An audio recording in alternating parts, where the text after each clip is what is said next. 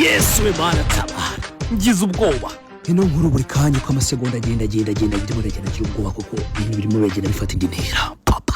Yesu we 26 uzayirangiza umwaka wambaye kariso yonyine mu muhanda urimo wiruka nk'uko convention nisenta umuntu ukora haptic urabahazi so ndeka tubiruke icyamamare Bebe Cool kifatiye ku gahanga nyampinga wacu. Mana we ibintu biri nasty byahereye muri gihugu cya Uganda ku munsi w'ejo nimugoroba twaye kubona tubona Twitter explodinze papa.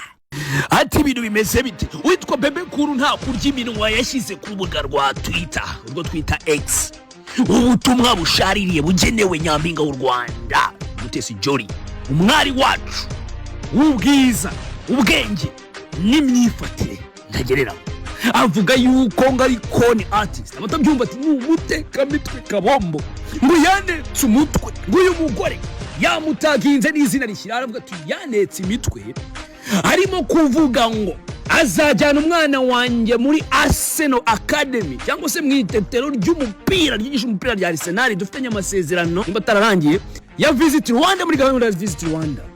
Aho ngo yavuze ngo Mutesi Jolly cyangwa si yashinja Jolly Bebe Cool ati Jolly yanetse umutwe yitwaje izina ry'u Rwanda ndetse anitwaje ikipe ya Arsenal.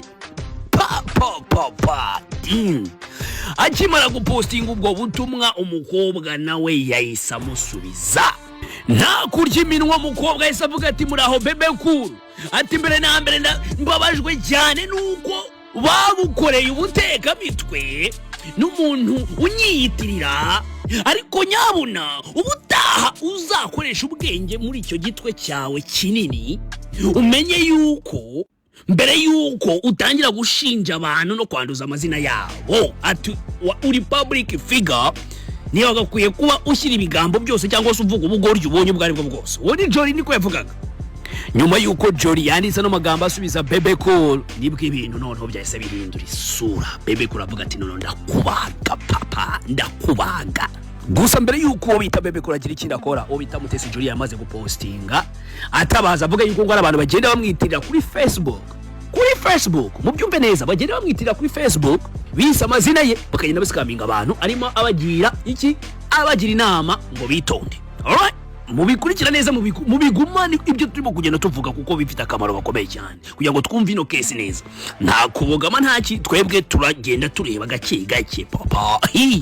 Yesu we ako kanya Bebe Cool yasasubisa kuri ubutumwa bwa Jolly yarema avuga yuko ngo mwitondera abateka mitwe banyiyitirira. Bebe Cool yasavuga ati ngo ku bantu barimo gukurikira ino nkuru mwumve neza ati no mugore noneho nagatangaza uyu mugore aragatangaje ati ko arimo kuvuga iby'ama account yo kuri social media na Facebook ngewe icyo navuze contact nagiranye na Jolly kuri WhatsApp twandikirana nyuma yuko twahanye number physically one on one nabyo umuntu ngo ama fake account kuri Facebook cyangwa iki no twarandikiranaga number nyere physically duhuriye kuri match ngo ya Arsenal ibyo turaza kubigeraho.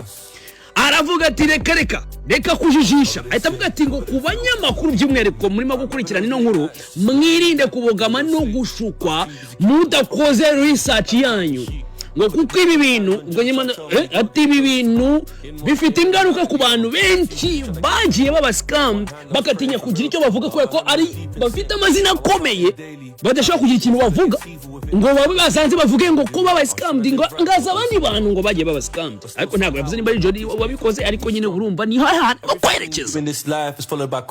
Yes we ibintu birakomeye ngo kabyaragwe nugira aho ujya kuko ibintu birakomeye. Bebe Cool ko kanya isasora ashyira hanze asharinga kwezi yose nimero ya Mutesi Jolly yasevinze nka Jolly UK Arsenal Stadium avuga yuko ngo bahuriye bwa mbere bombi bagiye kureba match ya Arsenal nabwo exchange number nabwo conversation hagati yabo yatangiye kuri WhatsApp bya Facebook.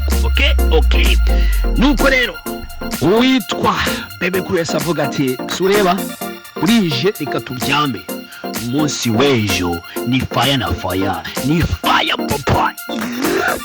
Mama mia twari dutegereje umusore bita Bebe Cool Rubebe yazindutse mu gitondo dutati yaduhaye icyayi n'umugati wasa muri France tunanditse yasavuga ati ngo byose byatangiye bivuga mu Kinyarwanda kuko ubona bwo abana bo mu rugo yavuga ati ngo byose byatangiye ngo umunsi naguraga ngo amatike njye kureba umukino wa Arsenal umwaka ushize mu kwezi kwa mbere kuri stade Emirates ati nicaye inyuma urebye kabiri inyuma y'umukino wa Arsenal cyangwa wawica wibeje ati umukino urangiye nabonye message y'ukukira no call ariko nyine uyu uyu mugore uravuga Jolie agenda nyura mu bakinnyi ba Arsenal n'utano kwa abakinnyi banyura binjira ndagiye mara yibonye nibereke ni ingiyi Jolie ubwo yayihostingiye ati buri muntu wese ari muri stade cyangwa se umuntu hafi aho ngaho yabonye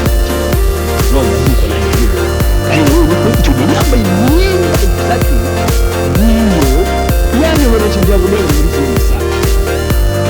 so nese menye ko hari arahanga ndagira ngo ahita bataginga ibintu byacu aravuga ati nyakubahwa ndatinda basaba yuko mwakora investigation cyangwa se pereza kuri mukobwa ngo kuko arimo dragging your country's name so nzanga arimo arabata arimo aranduza izina byinshi so njya nko mubona neza message avuga ati izi conversation yatangiye nyo mubona iyi kiganiro cyatangiriye abashaka kureba ukuntu ikiganiro cyatangiye n'uburyo byabaje baganira kuri yanjye biriho murebe neza biriho rwose ibyo Bebe Cool yashyize hanze avuga kuri conversation bagiranye muri private yuko nanduriye n'ibyo ngo Johnny yavuze by'iki bya Facebook so turakomeje Bebe Cool ntabwo byari birangiye kuko ari bavuga ati ngo twabize n'ikigo kimenye yemeza ko ngewe nagifite n'ibibiri umunsi ati iki ngiyi ari ibibiriye nasize nicaye iragaragara umunsi urebe no kuri timestamp y'iriya video ya Mutesi Jolly muramutse mugiye gukora research muri forensic basanga yuko iyi tike iwe exactly y'iriya video aho yafatiwe kwa Arsenal Mutesi Jolly so bigaragara rero ngiye nkurikije ukuntu mubibona Bebe Cool uye na Johnny avuga ngo cyangwa se nawe cyinze number ibintu byose perfect match agaragara n'iki so niba koko Mutesi Jolly bimaze kugaragara ko yari kuriya munsi ya stade yari kuko yari postinze birahari on record na Bebe Cool akaba yari ndetse akagaragaza n'ibimenyetso y'uko yishingiye numbers in a case very serious. Ino case is very, very serious. Ino case is very, very serious. Nyuma yuko rero ubita Bebe Cool ashyize izo receipt zose hanze, nta kintu twongeye kubona kuva kwa Nyampinga wacu. Nta statement, ntaki, cyeka nimba ikindi kinaza gusora nyuma. Dore ko byanditse navuga ati Facebook n'ibyo byose ati mwirinde Facebook. No. Ubita Bebe Cool arimo arazana ati nta bya Facebook. Forget about Facebook. Let's talk about WhatsApp conversations. Ngiye nawe twagiranye. All right? Reka tuvuge kuri promises that were made hagati yanjye nawe. Ukampromisinga yuko cyangwa ukanyizeza yuko umwana wanjye uzamugeza ukoresheje ubushobozi ufite uzamugeza muki muri Academy ya Arsenal. So guys, ntabwo turamenya in details. Numva nyine tumaze kumenya cyangwa se ku ibyo bintu byabayeho ariko ntituramenya ati noneho ni iki Jolly yakoze n'umusore. Ni nako mugabo. Ewan, umuntu ufite icyo cyeka yambwira kuko ngiyewe noneho ibi bintu birakaze. Dutegereje ibindi bintu nuzaga agiye gushyira hanze kuko yavuze ati arashyira byose hanze aca gasuzuguro. Ibi bintu byumvita ukabya. Mbibutsa yuko Bebe Cool yavuze ati mufite agaklike mukoramo muscaminga abantu mufite agaklike aho ngaho muri London umusore yarakaye yarakaye arimo avuga ati ngiye urashaka kuvuga ngo ngiye ntago twahuye ati twahuye uri kumwe n'umukobwa aravuga ati nawe urabizi ndabiyobewe se twari turi kumwe you know everything byose murabizi ntari impari mwese murabizi aravuga ati ushaka kunyibukamisha ahantu simamenya ariko ntago wabwira ngo si wanyibye ngo mbiyobere no mugari ko bavugara sikigariwe mu bifato ko mu byumva ngira ngo mwumvise ibyo nshaka kuvuga